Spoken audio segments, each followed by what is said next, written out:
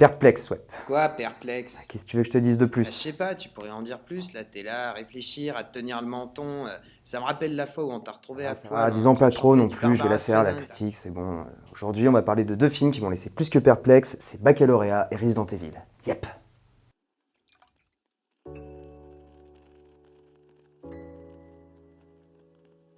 Alors, Baccalauréat est un film roumain écrit et réalisé par Cristian Mungiu, sorti en 2016, qui a reçu la palme de la mise en scène au Festival de Cannes de la même année, mettant en scène des acteurs inconnus dans un lieu totalement inconnu. Le film, en gros et sans spoil, on suit Roméo, un médecin d'une 50aine d'années dans une petite ville roumaine, qui décide d'offrir à sa fille Elisa un meilleur destin que le sien, en l'envoyant dans une université anglaise, mais pour cela, faut qu'elle ait son bac. Le film s'appelle Baccalauréat, c'est pas pour rien. Ce qui devait être une formalité se complique à cause d'un événement particulier, et du coup le papa va tout faire pour que sa fille ait son bac, qu'importe le prix à payer. Voilà, c'est le film. Bon alors j'y connais rien du tout en cinéma roumain. Y a pas grand chose que tu connais. Toi tu te tais ou je te tais, hein. Le film dans son ensemble est super bien réalisé, c'est des plans très léchés, très propres, le cadrage est impeccable, la lumière aussi.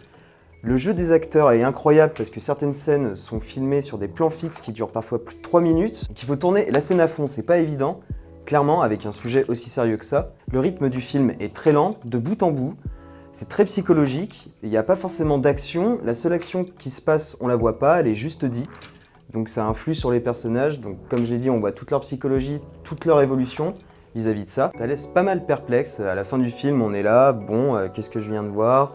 On se pose plein de questions, il n'y a pas de réponse explicite.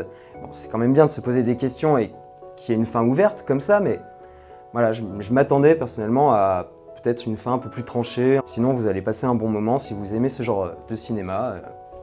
Voilà.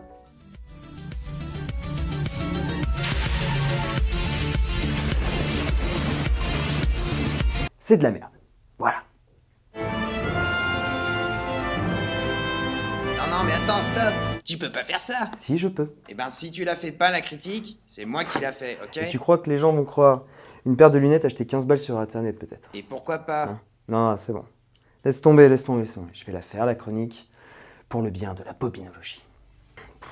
Resident Evil 6, ou le chapitre final, écrit et réalisé par Paul W.S. Anderson, sorti le 25 janvier 2017 en France, le 23 décembre au Japon, avec Mila Jovovich, Ali Larter et Ian Glenn. Le synopsis de type easy, on retrouve Alice, seule survivante de la bataille de Washington contre les zombies, qui doit retourner là où le cauchemar a débuté, c'est-à-dire au Hive de Raccoon City. C'est là qu'Umbrella Corporation rassemble ses forces pour mener un assaut final contre les derniers survivants de l'apocalypse.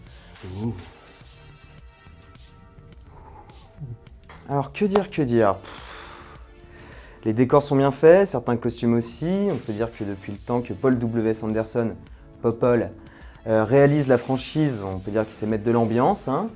À part ça, eh ben, il y a toujours les mêmes problèmes de réalisation, c'est pathétique, c'est Popol. Mais alors, il y a toujours autant d'erreurs, de cohérence, de réalisation, de prise de vue débile, de jumpscares absolument téléphonés. Genre au bout de 5 minutes de film, il y a 3 jumpscares. Bordel mec, on sait qu'on est dans un film d'horreur, action, change un petit peu de style, trouve autre chose, mais une autre ambiance, un truc un peu plus... C'est pas une ambiance quoi, un truc qui fasse un peu plus peur que juste des jumpscares téléphonés, voilà. De partout, tout le temps. Ah si, peut-être un truc cool. Les gros plans sur les Wonderbras de Mila Jovovich. On sait que c'est ta femme, ok. Voilà. Je vais le refaire, je crois. Mila Jovovich, d'ailleurs, qui joue son rôle quand même au bout de 6 films, elle le joue bien. Hein, ça va, elle est à fond dedans, c'est un rôle qui lui correspond. Bon, ça manque un peu de... Non, ça manque pas. Non, c'est comme ça. Voilà. C'est pas plus, pas moins. C'est pas intéressant. Et voilà. J'en attendais tellement de Popol depuis tout ce temps, quand même, au bout de 6 films, voilà, qu'il arrive à réaliser enfin quelque chose de concret pour la fin de sa franchise. Et non, il n'y a rien. Et j'espère très sincèrement qu'il arrêtera de réaliser ce genre de film et que personne ne l'aime surtout. Moi je l'aime bien Popol. Quoi? Qu'est-ce que t'as dit? J'ai juste dit que j'aime bien Popol. On revient.